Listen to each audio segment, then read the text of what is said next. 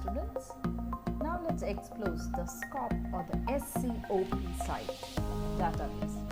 The structural classification of proteins database. It is a largely manual classification of a protein structural domains based upon their structures as well as the amino acid sequence. And usually this was in fact created to determine the evolutionary relationship between proteins. So it is a database which will help you to classify the proteins based upon their structural domains, based upon the similarities of their structures as well as the amino acid sequence. And the proteins with same shapes but having little sequence or functional similarity are being placed in different superfamilies, and they are being assumed to have a very distinct common ancestor. But the proteins which are having the same shape as well as some similarity in the sequence as well as the function are placed in families, and they are assumed to have a closer common ancestor. So it is in fact this website which will help in the taxonomic classification of different proteins based upon their structure, the similarity of the structure, the similarity of the function that they do. If they have been found to have a similar structure and if they are doing a particular similar function, they will be grouped together as a single family or related families, and they are expected to having a common ancestor. But in the case where they are having little sequences or no functional similarity, now what do you mean by little? Little means there is no sequence similarity, or if they are having different functions, then they are being assumed to be as different families, and they are being classified as distant, that is, they are only having a very distant common ancestor. So SCOP is a website which was been created with the aim of classification of proteins. And there are also various other classification databases like CATS, PFAM, etc. But SCOP provides a classification of individual structural domains of proteins rather than a classification of the entire protein, which may include a significant number of different domains. You know, there is, what does it mean? In every protein, there are different domains. Okay, and based upon that domains, the classification is being done. Based upon each structural domain of the particular protein, SCOP is classifying the proteins. But it is not taking the entire protein. Okay, it is giving significance to the number of different domains also which are being present in them.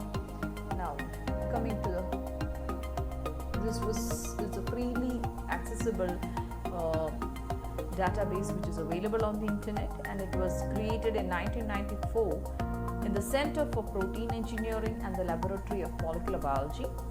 It was maintained by Alexei G. Merson and his colleagues at the Center for Protein Engineering until it was being closed in 2010, and later on this database and subsequently it was maintained at the Laboratory of Molecular Biology in Cambridge in England. But what happened, the work on the SCOP 1.75 has been discontinued in 2014. Since then, the SCOP team from University of California, Berkeley has been responsible for updating this database in a compatible manner with a combination of automated as well as manual methods. Now let's just go explore what is the SCOP database or the structural classification of proteins database. This is an overview of the SCOP database which is available, the structural classification of proteins. And if you go down, scroll down, you can see that there are different, you have classified the proteins based upon their structural classes like all alpha proteins, all beta proteins, alpha and beta proteins, alpha and beta proteins again, small proteins, the globular proteins, membrane proteins, fibrous proteins, as well as the non-globular or intrinsically intrinsically unstructured proteins. And you also have a key search over here. You can either give a free text over there, or you can give the SCOP ID or the PDB ID. You know what is a PDB? The protein database. Or you can give the UniProt ID. UniProt is also a protein database. Now I'm just giving hydrolase here as a keyword. you can see that different hydrolases comes, and what are the their names have been given. Now I am going to click onto one of the hydrolase here. So I told you, based upon the domains of each protein, they are being classified. Now here it is having a alpha glucotransferase N-terminal domain like, okay, it is having a domain which is similar to alpha glucotransferase N domain, and that's what it is being given here. Now go to another one, the previous one. We can explore another protein here. It is also having a hydrolase domain here, and the motifs which is being present is here.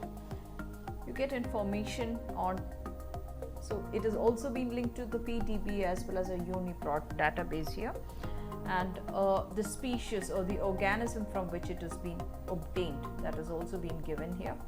And you can see here the protein carboxy, it is having such a domain is being found in two different organisms like Pseudomonas butida as well as Pseudomonas knacnosi. This particular domain enzyme is being found in carboxymethylene butanylordase in Pseudomonas butida as well as the Pseudomonas knacnosi.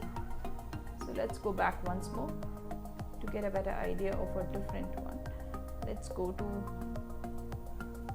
glycosyl hydrolase family, and here you can see this particular enzyme which is having a domain of a beta glucanase like domain. You can see that it is found in species like Penibacillus macerans, Fibrobacter succinogens. So based upon the domain, they have been classified into, and since these proteins are having a similar domain, and probably they are having a similar function, and probably they would also have a common ancestor. So the relatedness, you could also have an evolutionary relatedness between these organisms as well as these proteins based upon their structural similarity as well as the function which they carry out. Now you have your Bacillus lichen form of the pseudo ultranomonas Carrageenovora, Zobelia, galactinivorans, like that. Similarity between these can be analyzed based upon this sequence using this particular this database. Let's explore one more finally so that you get a little more idea of it. Let's go with this.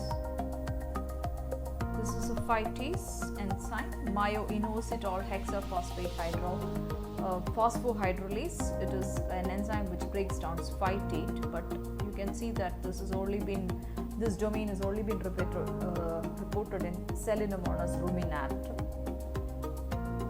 ruminantiums. Yeah, that's correct pronunciation. So the ancestry is not there.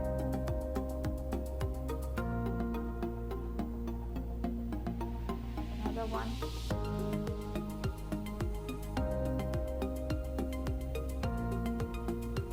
Different organisms are found to contain this particular enzyme. Let's click to show ancestry. It is an alpha. You get what is the ancestry of this particular protein. That is, it's a class 1 alpha beta protein.